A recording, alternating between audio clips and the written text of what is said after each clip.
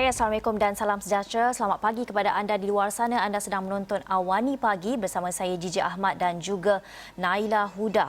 Dan banyak kita nak bawakan pada jam ini yang pastinya perkembangan mengenai kes-kes COVID-19.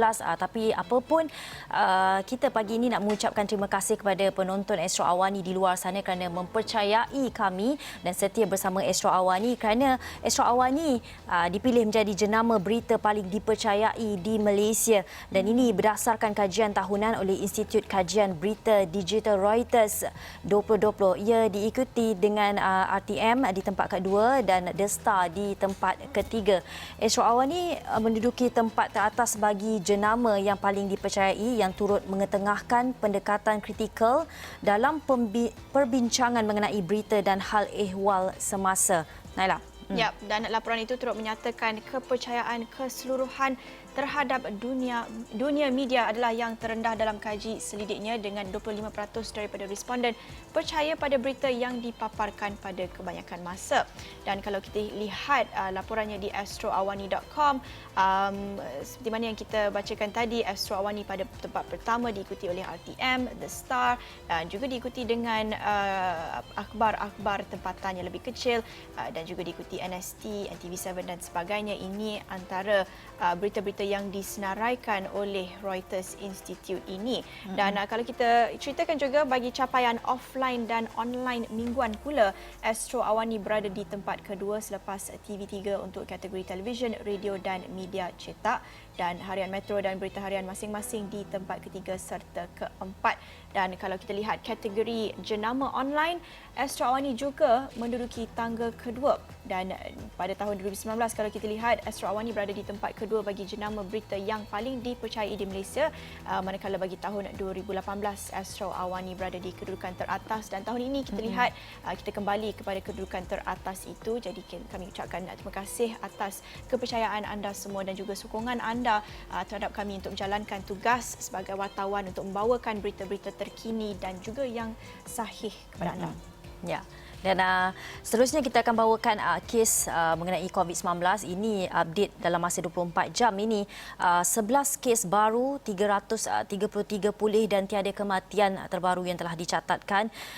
Ketua Pengarah Kesihatan Datuk Dr. Nur Hisham berkata satu kes adalah kes import warga negara yang mendapat jangkitan di luar negara dan 10 kes adalah penularan dalam negara.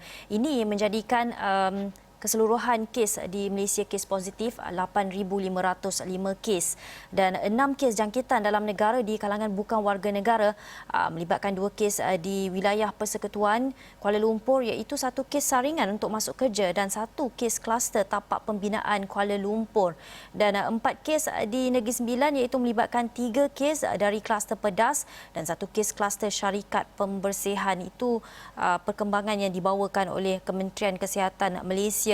Dan kita nak tahu secara keseluruhan perkembangan ataupun update yang dibawakan dalam kenyataan dari Ketua Pengarah Kesihatan Datuk Dr. Nur Hisham semalam.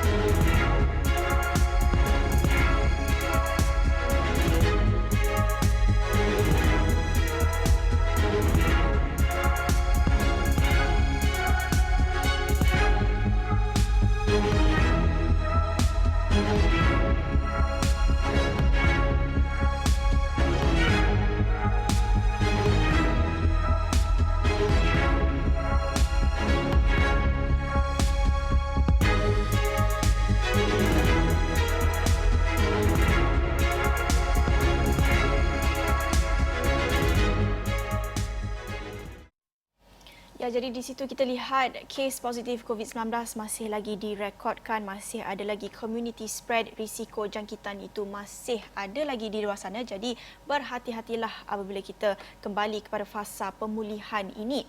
Dan bercakap tentang apa langkah berjaga-jaga yang kita perlu ambil ketika kita kembali kepada normal, kita keluar dan kita menjalankan aktiviti dan sebagainya. Ini juga satu cerita yang mungkin boleh jadi peringatan buat kita semua dan kita bawakan laporan dari Kuala Terengganu di mana ceritanya seorang lelaki telah pun meninggal dunia manakala dua rakannya masih dirawat di Hospital Sultanah Nur Zahirah dipercayai akibat terkena jangkitan leptospirosis atau kencing tikus. Pengerusi Jawatankuasa Kerajaan Tempatan Perumahan, Kesihatan dan Alam Sekitar Negeri Dr. Alias Razak berkata mangsa meninggal dunia pada Isnin dan katanya ketiga-tiga mereka dipercayai berkunjung ke sebuah kawasan hutan lipur di Dungun pada minggu lepas sebelum dimasukkan ke hospital pada Ahad. Dan kalau kita nak dengarkan mungkin kenyataan beliau dengan lebih lanjut dan apa laporannya, kita saksikan cerita ini. Menurut Alias, pihaknya masih menunggu laporan lanjut daripada pihak kesihatan berhubung kes berkenaan termasuk keputusan ujian darah ke semua mangsa. Dilaporkan disaki ada terkena kepada mereka yang pergi mandi-manda di air terjun, di kawasan air terjun. Jadi penyakit ini memang berpunca kebanyakannya dalam sejarah yang lalu pun dia bermula di tempat air terjun di musim kemarau. Bila musim kemarau, air ini sedikit dan tikus ini cari air dia akan pergi ke sungai, ke anak sungai. Dan anak sungai lah tempat dia kencing. Dan air kencing itulah ada kuman leptospirosis ini tadi. Jadi ini kebetulan dia pergi mandi di musim PKP ini dan dia dah terkena jangkitan, disaki terkena jangkitan tersebut. Alias turut menasihatkan orang ramai agar tidak berkunjung ke kawasan air terjun mahupun hutan pada ketika ini bagi mengelakkan insiden seperti itu. Betul, itu satu peringatanlah untuk kita semua dalam kita berhati-hati untuk COVID-19 juga dalam masa yang sama banyak penyakit seperti denggi dan juga kencing tikus yang perlu diambil perhatian juga oleh kalangan masyarakat. Dan kita bercerita tentang masyarakat, banyak juga cerita-cerita yang kita bawakan dalam realiti rakyat sejak akhir ini dan ini merupakan satu berita yang mungkin memeranjatkan. Semalam diberitahu oleh Grab sendiri bahawa Grab telah memberhentikan 360 kaki tangannya terkesan akibat COVID-19 dan syarikat e-hailing itu yang berpangkalan di Singapura memaklumkan telah melepaskan seramai 360 orang Grabbers atau pekerjanya sekitar tidak sampai 5% daripada jumlah tenaga kerja syarikat itu. Ketua Pegawai Eksekutif dan Pengasas Grab Anthony Tan dalam satu kenyataan berkata keputusan itu terpaksa dibuat selepas syarikat berkenaan turut terkesan dengan pandemik COVID-19 yang melanda seluruh dunia. Bagaimanapun Grab turut menyediakan sokongan kewangan, profesional, perubatan serta emosi kepada semua kaki tangan yang terjejas. Jelasnya, sejak beberapa bulan lalu kami mengkaji semua kos, kurangkan perbelanjaan dan memotong gaji pengurusan tertinggi. Begitupun kami sedar kami masih perlu menjadi organisasi yang lebih fleksibel untuk menangani cabaran ekonomi pasca pandemik. Dan kita sering berfikir bahawa menjadi seorang penghantar makanan ataupun syarikat e-hailing itu mungkin tidak terkesan dalam pandemik ini kerana permintaannya yang tinggi. Ternyata salah. Grab sendiri mengumumkan bahawa akan memberhentikan 360 kaki tangannya. Katanya juga antara beberapa sokongan yang diberikan kepada mereka yang terjejas adalah pembayaran pampasan berupa gaji setengah bulan sama ada untuk setiap 6 bulan perkhidmatan kerja yang lengkap, pembayaran pemisahan yang telah ditingkatkan bersamaan dengan sekitar 1.5 bulan gaji dan juga waiver of annual leaves, pelindungan insurans perubatan hingga hujung tahun ini melalui insurans perubatan yang sedia ada, pampasan cuti bersalin dan banyak lagi sokongan yang diberikan kepada mereka yang terjejas akibat berita yang amat menggusarkan ini. Dan saya kira bukan saja Grab yang terkesan. Grab yang kita lihat seperti Gigi katakan tadi, walaupun mempunyai permintaan yang agak tinggi ketika PKP ini dengan penghantaran makanan, penghantaran barang dan sebagainya, mereka juga tidak terasing daripada kesan pandemik COVID-19 ini dan kami harapkan yang terbaik buat mereka yang terkesan dan kami harap dalam kita memasuki fasa pemulihan ini ada juga peluang baru untuk mereka memperbaharui punca pendapatan mereka dan ini pastinya bukan menjadi noktah kepada punca pendapatan mereka. Dan kita nak beralih ke berita seterusnya, Gigi. Ini juga mendapat perhatian sejak beberapa hari lepas iaitu berhubung dengan kes bekas pengerusi Felda Tan Sri Muhammad Isa Abdul Samad yang dilaporkan semalam membela diri terhadap 9 pertuduhan rasuah berjumlah 3.09 juta ringgit berhubung pembelian hotel bernilai 160 juta ringgit di Kuching, Sarawak pada 2014. Gigi. Dan kalau kita lihat Naila, mungkin boleh teruskan dengan itu. Ya, kalau Ada kita masalah bacakan di- cerita ini yang antara laporan yang paling banyak mendapat perhatian semalam, Hakim Mahkamah Tinggi Muhammad Nazlan berkata wujud kes prima facie berhubung pemberian rasuah oleh ahli Lembaga Pengarah Gagasan Abadi Properties Sendirian Berhad Ikhwan Zaidal kepada Muhammad Isa melalui Muhammad Zahid Mat Arif antara 2014 hingga 2015, dan atas nasihat peguam beliau, Muhammad Isa 71 tahun memilih untuk memberi keterangan secara bersumpah dari kandang saksi. Dan bagaimanapun, untuk satu lagi tuduhan pecah amanah, Muhammad Nazlan berkata pihak pendakwaan gagal untuk mewujudkan kes prima facie ini. Dan penuh laporannya di astroawani.com kami bawakan dan dibawakan oleh wartawan Firdaus Azil semalam, dan mendapat banyak perhatian bukan sahaja kes ini, juga berhubung dengan beberapa kes rasuah sejak kebelakangan ini yang mendapat ataupun menyaksikan keputusan yang sama. Jadi ini mencetuskan sedikit persoalan dan perdebatan antara rakyat. Betul tu, dan kita akan bawakan perkembangannya dari masa ke semasa, khususnya di Astro Awani ini. Dan ini antara berita luar negara yang kita rasanya mendapat perhatian apabila setelah 24 hari mencatatkan rekod bersih tanpa kes COVID-19. Tetapi semalam New Zealand mencatatkan 2 kes baru. New Zealand mengesahkan 2 kes jangkitan COVID-19 selepas 24 hari tanpa jangkitan baru. Kes tersebut membabitkan 2 wanita yang tiba dari United Kingdom dan diberi kebenaran khas kerana hendak menziarahi keluarga yang sakit tenat. Dan minggu lalu New Zealand menarik balik semua larangan perjalanan domestik selepas tidak lagi mencatatkan kes aktif COVID-19. Walau bagaimanapun, pintu antarabangsa masih ditutup dan hanya warga negara serta pekerja sektor tertentu yang dibenarkan masuk.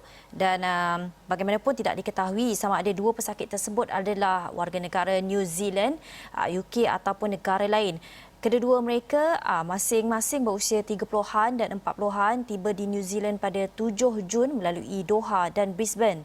Mereka menjalani kuarantin di sebuah hotel di Auckland, namun memohon pengecualian untuk mengunjungi orang tua mereka yang sakit di Wellington pada 12 Jun. Mereka diberi kebenaran untuk melakukan perjalanan ke Wellington pada 13 Jun dan menggunakan kenderaan persendirian. Dan kesemua kontak rapat mereka sedang menjalani kuarantin di rumah masing-masing.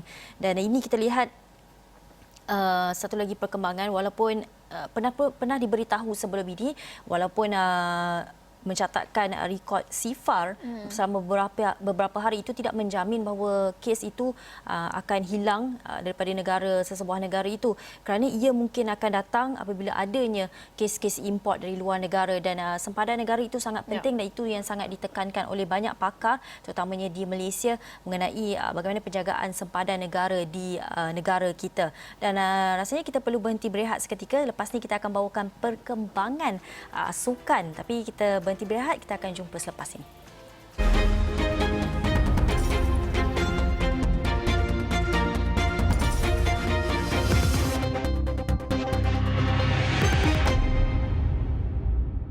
Bertemu kembali di Awani Pagi, dan hari ini merupakan D-Day. Liga Perdana Inggeris EPL akan bersambung semula selepas digantung lebih 3 bulan akibat pandemik COVID-19, dan perlawanan pertama akan berlangsung pada jam 1 pagi nanti dengan Aston Villa menentang Sheffield United, diikuti dengan Manchester City bertemu Arsenal pada jam 3.15 awal pagi Khamis. Dan penyokong dan peminat bola sepak Inggeris sudah pasti tak sabar, terutamanya sekali penyokong Liverpool yang terpaksa menangguh sambutan kemenangan Liga yang pertama dalam tempoh 30 tahun. Dan kalau sebelum ini kita tanya hos Astro Super Sports Adam Carruthers yang berpendapat City akan menewaskan Arsenal, sekarang kita nak bersama penyampai Nadi Arena pula, Adeline Ismail.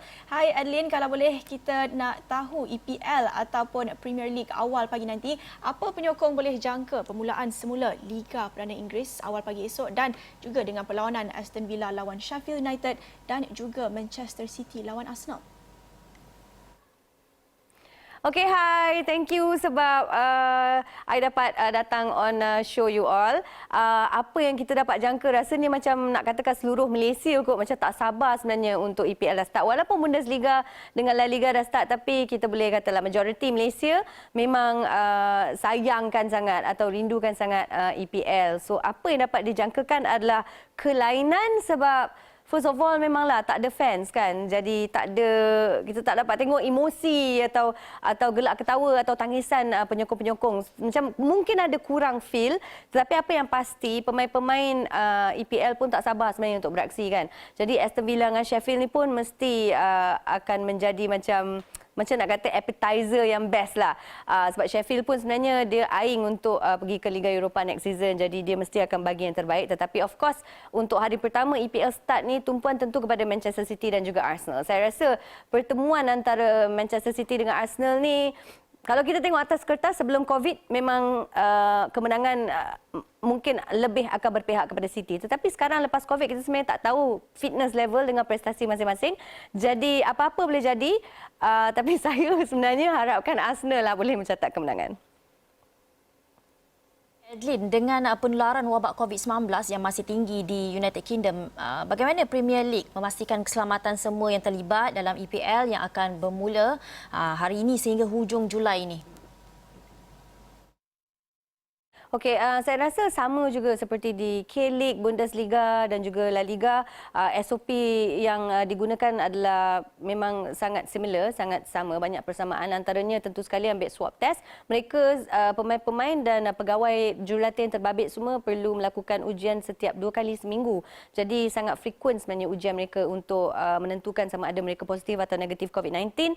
Tapi apa pun, memang mereka terpaksa buat social distancing. Apabila menjaringkan gol pun tak boleh nak peluk-peluk, tak boleh nak cium-cium, semua no hugging kan. Jadi memang diorang akan ikut protokol. Tapi itulah kadang-kadang mana tahu player excited sangat terpeluk ke, ter-excited kan. Tapi dari segi gambaran besar memang langkah-langkah yang sangat ekstrim juga diambil lah.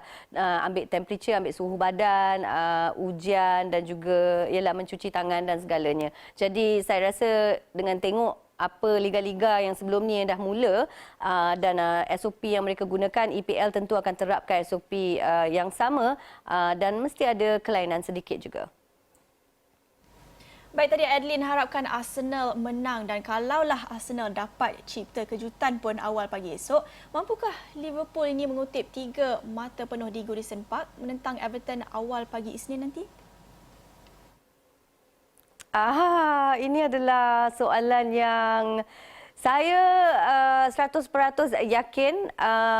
Arsenal menang ke Arsenal kalah, saya yakin Liverpool akan menang Merseyside Derby berdepan dengan Everton. Jadi kalau Arsenal menang memang langkah kanan lah untuk Liverpool. Tapi macam tak thrill kan kalau tiba-tiba macam game pertama kat Merseyside, Liverpool dah dinobatkan juara. Tapi apa yang pasti, saya rasa Liverpool pun tak sabar-sabar. Sebab semua tak sabar nak beraksi. Dan Liverpool nak tamatkan penantian ni secepat mungkin. Walaupun kejuaraan mereka yang mereka akan menjulang kali ini agak sendu lah. Sebab penonton-penonton semua tak ada kan. Tapi saya rasa kalau Arsenal memang boleh menang ke atas Manchester City, Liverpool memang akan lebih berkobar-kobar untuk menudukkan Everton pada aksi mereka. Ya, bagaimana pula dengan liputan EPL yang akan dibawakan di Astro Arena? Apa yang mungkin peminat bola sepak boleh saksikan di Nadi Arena dan program-program lain, Adeline?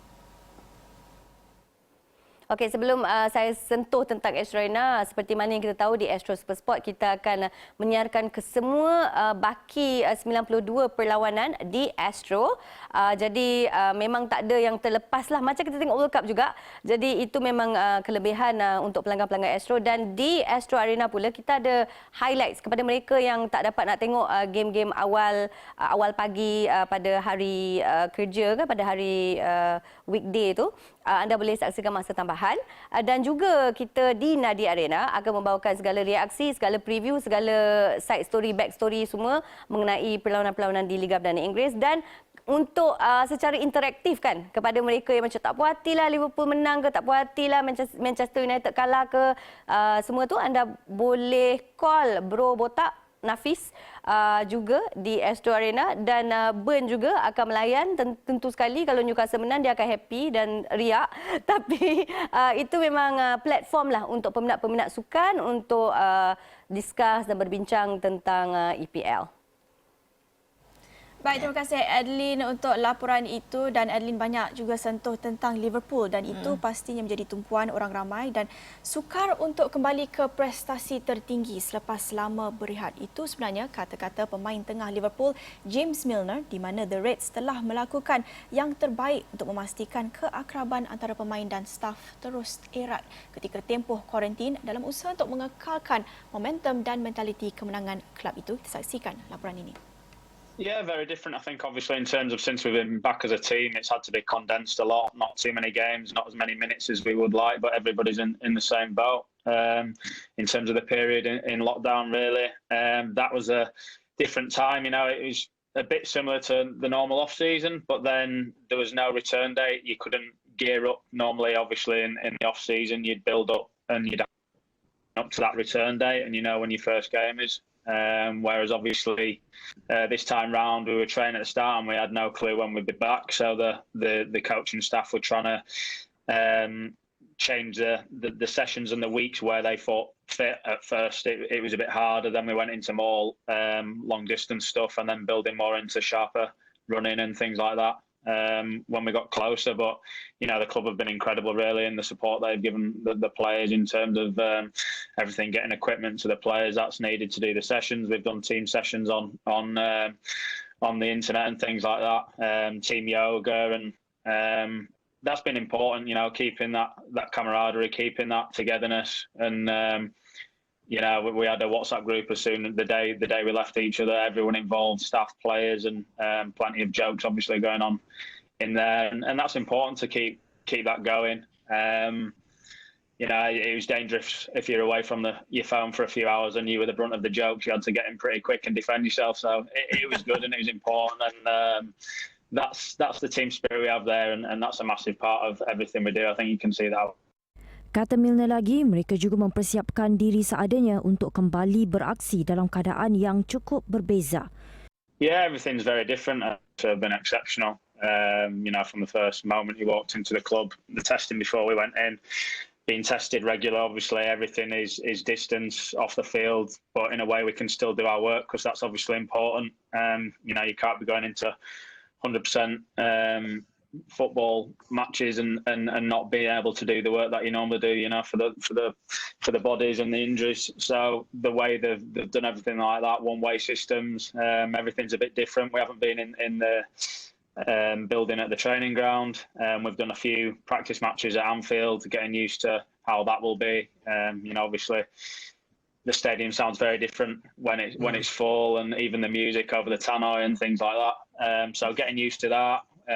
How the bench will be, and yeah, everything's been done very well, and you know, the safety is the most important thing, obviously, that we know, but it'd be great to go back and get that competitive games going again. Milner ditemu ramah dalam sesi langsung dihoskan Adam Carruthers dan Rim Shahwa di Facebook Stadium Astro pada Selasa. Tirai saingan Liga Perdana Inggeris untuk Liverpool akan bermula dengan kunjungan musuh tetangga Everton ke Anfield awal pagi Khamis tanpa kehadiran The Kop yang selalunya menjadi pemain ke-12 The Reds. Liverpool berada di puncak Liga dengan kelebihan 25 mata di depan Manchester City di tempat kedua, semakin hampir untuk menamatkan kemarau 30 tahun kejuaraan Liga Perdana. Jadi jangan lupa awal pagi nanti jam 1 pagi Aston Villa lawan Sheffield United menadakan permulaan semula Liga Perdana Inggeris yang dinanti-nantikan setelah sekian lama. Dan kemudian perlawanan tumpuan Manchester City menentang Arsenal. Dapatkan Arsenal mencipta kejutan di Etihad untuk memberikan senyuman kepada penyokong Liverpool bahawa kelab kesayangan mereka berpeluang menjulang kejuaraan lebih awal. Sama-sama kita nantikan.